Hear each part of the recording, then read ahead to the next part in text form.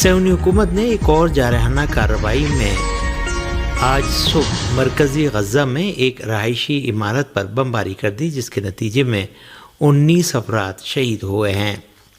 ارنا کی رپورٹ کے مطابق اس حملے میں مرکزی غزہ کے النصیرات کیمپ میں ایک عمارت کو نشانہ بنایا گیا ہے۔ ابتدائی رپورٹوں میں بتایا گیا تھا کہ اس حملے میں چند عورتوں اور بچوں سمیت 17 عام شہری شہید ہوئے ہیں۔ اسی طرح کل بھی صہیونی حکومت کے اجارے فوجیوں نے غزہ کے مختلف علاقوں پر حملہ کر کے 46 افراد کو شہید اور سینکڑوں دیگر کو زخمی کر دیا۔ فلسطین کی وزارت صحت نے ہفتے کی شام شہیدوں کے تازہ ترین اعداد و شمار کا اعلان کرتے ہوئے بتایا کہ اب تک 35,386 فلسطینی شہید ہو چکے ہیں۔ بعض خبروں کے مطابق صہیونی حکومت غزہ کے جنوبی، شمالی اور مرکزی علاقوں پر اپنے حملے جاری رکھے ہوئے ہے۔ اس درمیان استقامتی محاذ کے مجاہدین کے ساتھ ان کی جھڑپیں بھی ہوئی ہیں، جن میں صہیونی فوجیوں کو بڑا جانی اور مالی نقصان ہوا ہے۔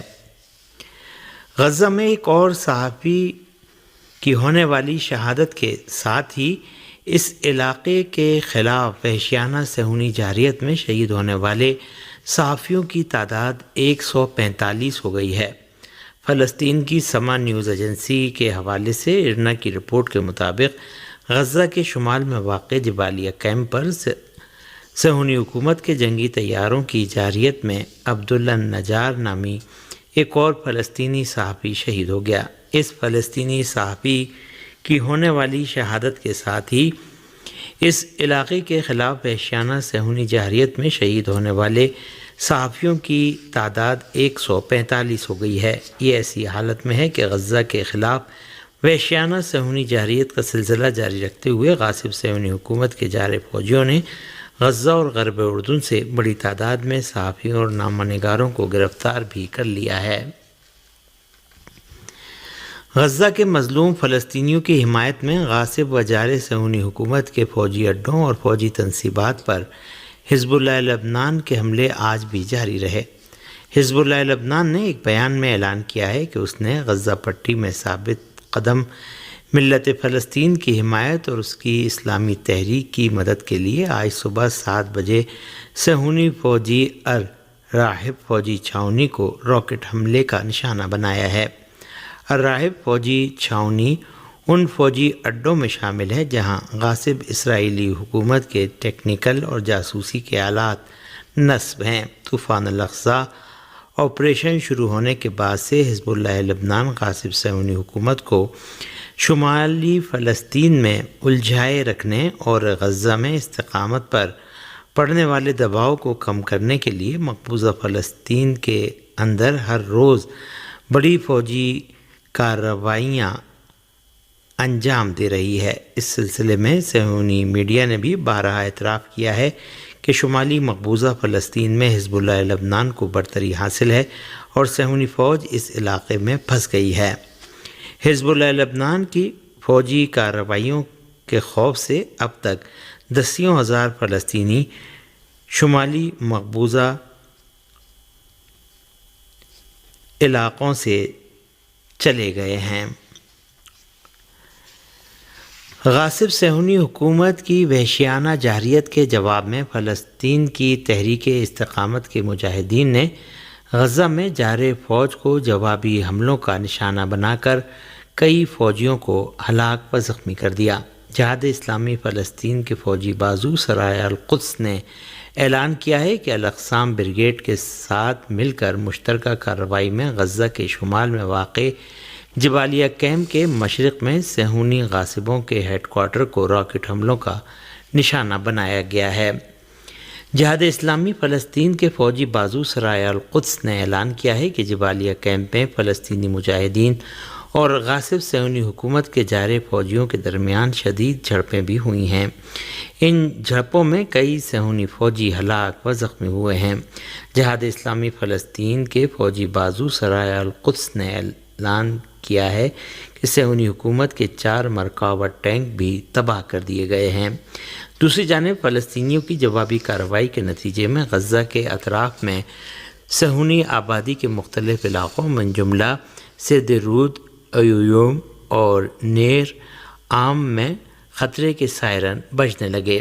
پریس ذرائع کی رپورٹوں کے مطابق جبالیہ کیمپ میں الاجارمہ روڈ پر فلسطینی مجاہدین اور غاصب صہیونی حکومت کے جارح فوجیوں کے درمیان شدید جھڑپوں کا سلسلہ جاری ہے۔ صہیونی ذرائع نے فلسطینی مجاہدین اور غاصب صہیونی حکومت کے جارح فوجیوں کے درمیان شدید جھڑپوں میں اسرائیل کے 2 فوجیوں کی ہلاکت اور 4 دیگر کے زخمی ہونے کی خبر دی ہے۔ اسی اثنا جہاد اسلامی فلسطین کے ڈپٹی سیکریٹری جنرل نے کہا ہے کہ ان جھڑپوں میں فلسطین کی تحریک استقامت کے مجاہدین کو برتری حاصل ہے اور غزہ کو جارحیت کا نشانہ بنانے سے متعلق غاصب صہیونی حکومت کے وزیر اعظم نتنیاہو کا اندازہ بالکل غلط ثابت ہوا ہے اور صہیونی حکومت کو مسلسل شکست کا سامنا کرنا پڑ رہا ہے۔ واشنگٹن اور نیو یارک میں فلسطین کے حامیوں نے ایک بار پھر مظاہرہ کر کے فلسطینی عوام کے ساتھ اظہار یکجہتی کیا ہے۔ سنیچر کی شام واشنگٹن کی نیشنل مال پارک میں تقریباً 400 افراد نے یوم نکبہ فلسطین کی مناسبت سے مظاہرہ کیا۔ مظاہرین نے غزہ میں جنگ فوری طور پر بند کرنے، صہیونی حکومت کے جرائم کا سلسلہ روکے جانے اور اسرائیلی فوجیوں کے انخلاء کا مطالبہ کیا۔ اس رپورٹ کے مطابق مظاہرین غزہ کو آزاد کرو، جنگ بند کرو اور غصب شدہ سرزمین میں امن و آشتی قائم نہیں ہو سکتی کے نعرے لگائے۔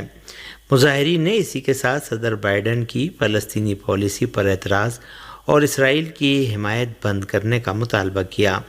مظاہرین کا کہنا تھا کہ صدر جو بائیڈن جنگ غزہ میں جھوٹی تشویش ظاہر کرتے ہیں۔ ادھر نیو یارک کے علاقے بروکلن میں بھی یوم نکبہ پر بڑی تعداد میں فلسطین کے حامیوں نے مظاہرہ کیا، جس کے دوران مظاہرین اور پولیس میں جھڑپیں بھی ہوئی ہیں اور پولیس نے بہت سے مظاہرین کو گرفتار کر لیا۔ یہ مظاہرے ایسی حالت میں کیے گئے کہ غاصب صہیونی حکومت نے غزہ پر حملے تیز کر دیے ہیں۔ غاصب صہیونی فوج نے بین الاقوامی سطح پر کی جانے والی مخالفتوں کو نظر انداز کرتے ہوئے رفح شہر پر بھی حملے تیز کر دیے ہیں اور رفح پاس کو بند کر کے غزہ تک امداد پہنچنے کے سارے راستے مسدود کر دیے گئے ہیں۔ انسان دوستانہ امور میں اقوام متحدہ کے سربراہ مارٹین گریفیتھس نے غزہ پٹی کی گزرگاہیں بند ہونے کے پیش نظر انتباہ دیا ہے کہ قحط و بھوک مری کا سلسلہ شمالی غزہ پٹی تک پہنچنے والا ہے۔